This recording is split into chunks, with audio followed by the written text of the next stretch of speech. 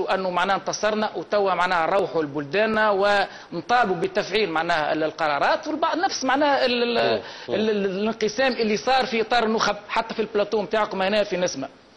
لكن للتاريخ خاطر هنا باش نعطي معناها شهادتي من نهار الجمعه الصباح يا الياس، ونشاهد ونعاين تدفق معناها مئات من اعوان معناها البوليس بمختلف معناها الرتب والاصناف الى غير ذلك، ومنهم معناها خاصه هذيك فرقه الانياب وغيره اللي ما كانتش معناها موجوده، لانه كان موجود مع المعتصمين الجيش والبعض من قوات معناها الامن اللي كانوا معناها ابعاد.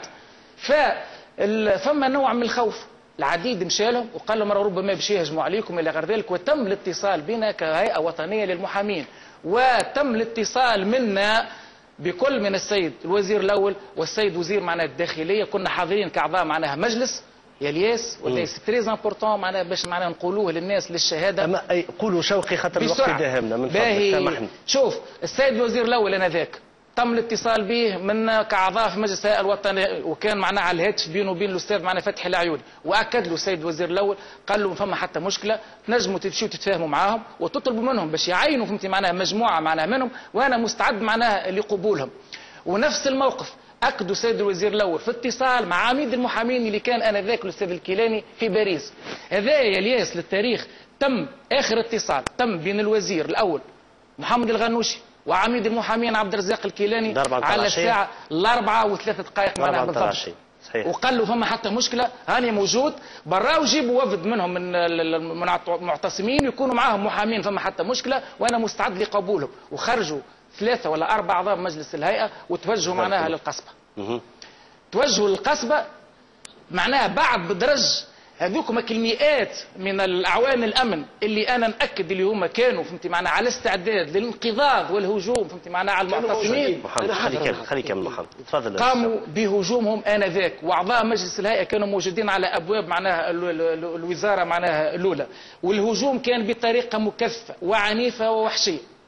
يعني مش كما سمعت اليوم فما بلاغ نتاع وزاره معناها الداخليه يضحك ويخوف في نفس معناها الوقت، ومش نعرف كان بعد نجموا معناها نعلقوا عليه والا لا.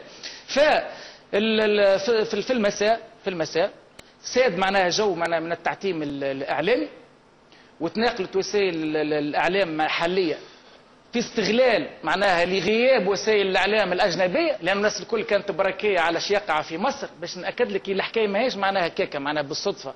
فهمتي معناها وتم تصويرهم معناها المعتصمين هذوما على اساس اللي هما ناس فهمتي معناها قاموا بالاعتداء على الممتلكات وسكروا الحوانت نتاع القصبه، وعندهم فهمتي معناها السكاكين وعندهم الخمر ويشربوا في اسمه في ذيك اللي بيولول نتاع الزطله الى غير ذلك.